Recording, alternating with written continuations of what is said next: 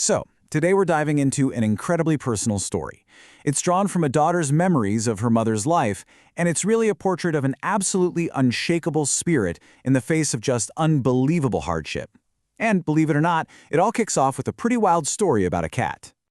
Now, I know that quote, remembered so clearly by her kids, it might sound a little shocking, but it perfectly, and I mean perfectly, captures the fire of a woman who is pushed to her absolute limit. To her, in that exact moment, it made all the sense in the world. So this whole cat story, it kind of became a legend in the family. It really shows you the fierce, protective, and yeah, sometimes explosive temper of a woman who was usually gentle and fun-loving, but who was carrying this enormous weight on her shoulders. To really get her reaction, you have to understand what doing laundry was like back then. This wasn't just tossing a load in the washer and walking away. No way. For a huge family, this was a brutal, half-day job. Every single step was manual, totally physically demanding and just utterly exhausting. So try to imagine this. After hours of truly back-breaking work, getting everything perfect for when your husband comes home from the fields, you walk inside to find all of it, all that hard work, completely ruined. Well, that was the moment Mama saw red. And she didn't just stand there fuming. Oh no, she acted on that fury. She chased that cat right under the house, just fueled by pure rage. Now, luckily for the cat, it managed to get away, and I'm pretty sure it never ever came back.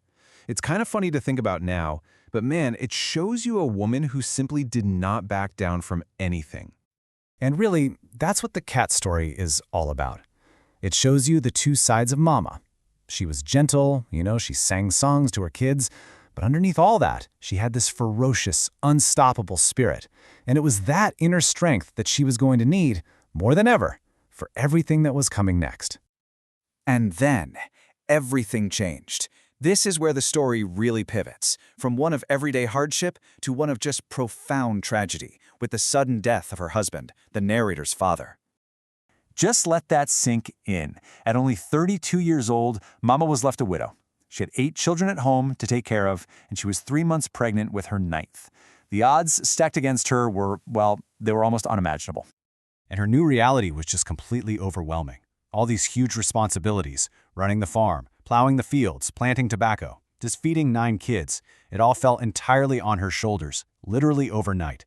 She had no choice. She had to be strong if they were going to survive. But here's the thing about their life after Daddy's death. It wasn't just about hardship.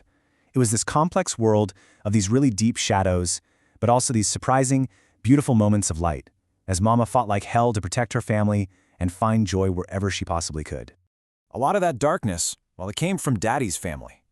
The narrator remembers this feeling of absolute dread and revulsion, of unspoken, vile secrets, and this constant sense of being judged, even preyed upon. There was no safety there for them, only fear. So what did she do? In this act of just incredible courage, Mama made a choice. She sold the farm. Now this made her older sons angry, but she knew she had to get her children away from that toxic environment. She was going to break that chain of darkness for them. And then, in total contrast to that darkness, you have these moments of pure light. I mean, even with how hard her life was, Mama was always singing. On the drive to do the grueling work in the tobacco fields, she'd sing this song, and all the kids would just sing right along with her. And out in those hot fields, they'd break for a warm watermelon. The very first bite would taste bitter, from the tobacco stains on their hands. But then the sweet juice would wash it all away. It's just a perfect metaphor for finding that little bit of sweetness right in the middle of all that hardship. But, growing up like this, it leaves its own scars. This life created a pretty profound inheritance for the children, a weight that the narrator especially carried with her for her entire life. She learned this lesson one really painful Christmas. As a little girl, she cried because she didn't get the doll she wanted, and seeing her disappointment actually made her mother cry. The guilt of hurting her mother, who was already hurting so much, it was just unbearable. It taught her to bury her own feelings. The narrator's own poem just captures this internal battle perfectly. This constant fear that her own sadness would cause her mother even more suffering. It created this lifelong pattern of just suppressing her emotions. The number one rule was always, don't let Mama know. Another one of her poems tells us a little more about her identity, comparing herself, Erling, to her twin sister, Berline. She saw herself as the shy, worrying one, while her sister was the tough, wild one. Just two totally different people, both shaped by the exact same difficult circumstances. So through all of this, through her whole life, Mama was on this search for peace and stability, a search that, unfortunately, was often met with even more hardship and betrayal.